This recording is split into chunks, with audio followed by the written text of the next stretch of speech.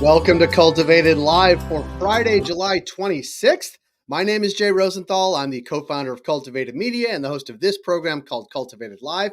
And since we launched, our goal at Cultivated has been to be cannabis industry first, providing you with the most important, insightful, useful, and timely information every single day. We do that through our daily newsletter, which we call Cultivated Daily, which you can find at cultivated.news.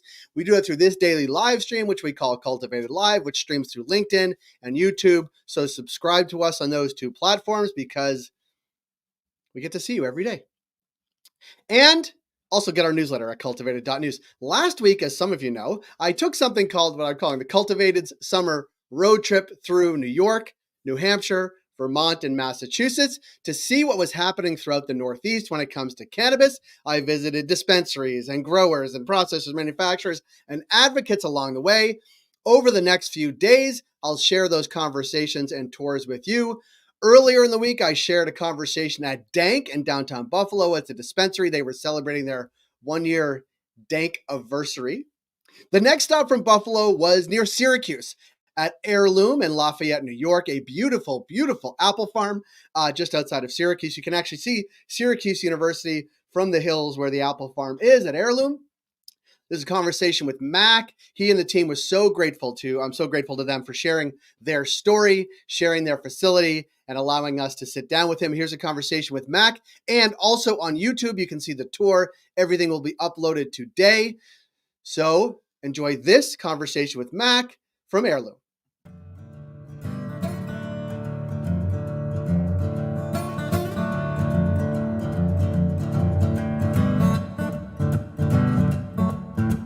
So we are sitting in the office of Ayrloom's new candy barn, aka the gummy facility, at the farm of Beak and Skiff Apple Orchards.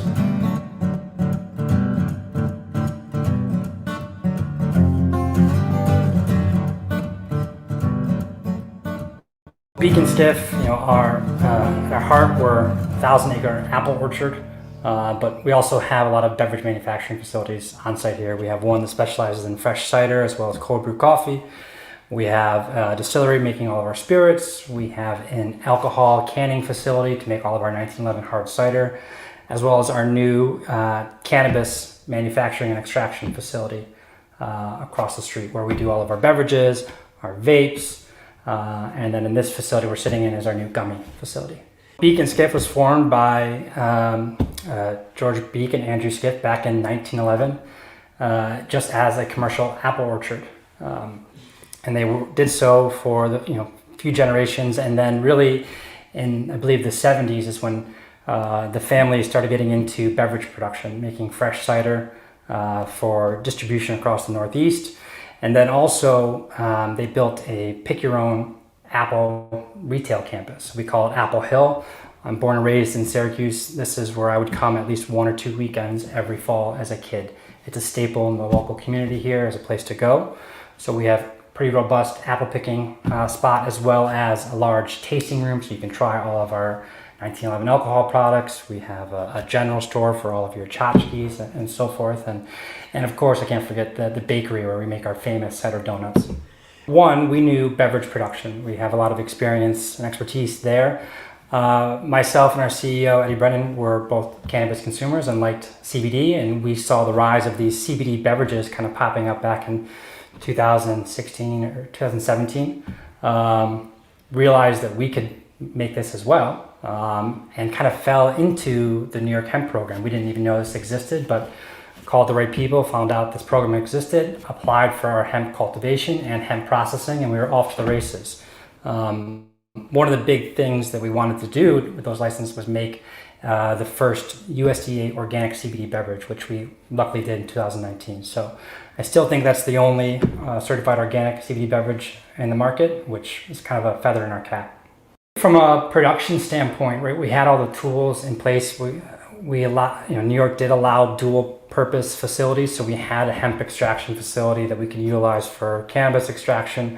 We had a lot of experience working with cannabinoid extracts like distillate to make, we were making CBD vapes. Obviously it's a pretty easy transition to THC vapes. Beverages, we've been making CBD beverages again since 2018.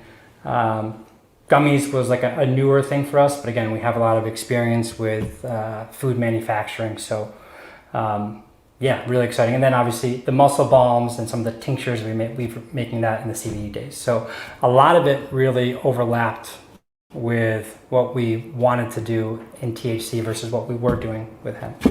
One thing that New York did that I really am excited about is they separated suppliers and retailers. So really there's no vertical integration unless you're one of the medical operators, but everyone else, you either pick the supply side or retail. So it's a two-tier market.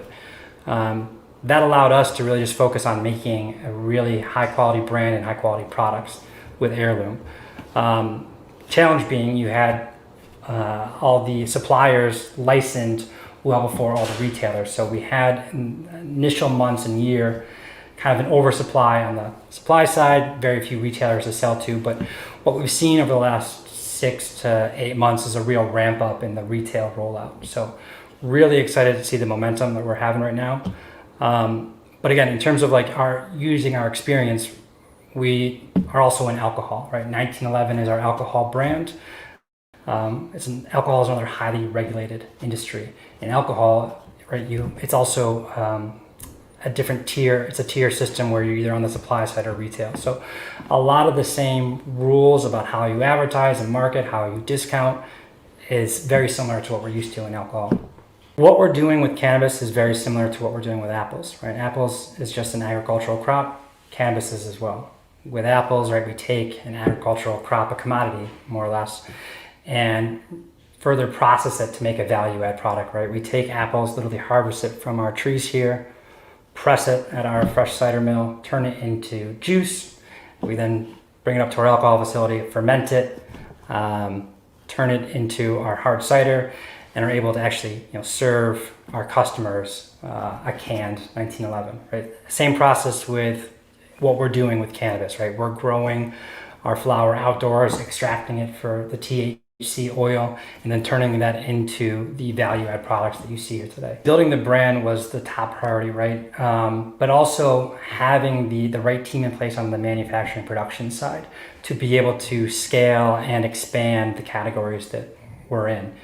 I think one of the key benefits we've had is we've had both the facility that could scale and the team to ensure that we always have product ready for dispensaries. So, if New York turned on 50 new stores tomorrow, we'd be ready, right? So that's one of the biggest challenges in New York is demand planning, when you don't know if it's one store next quarter or 100. But we want to go, extra long on packaging, on inventory, to make sure we're ready.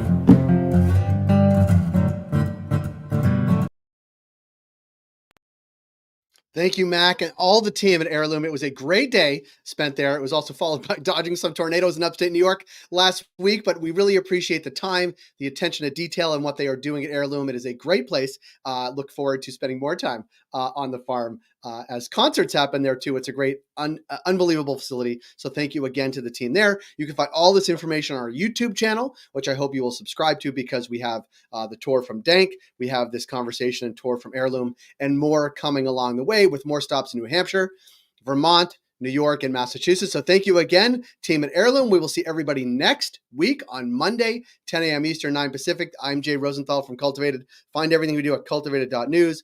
Follow us on LinkedIn. Subscribe to us on YouTube. We'll see everybody on Monday. Thanks, y'all.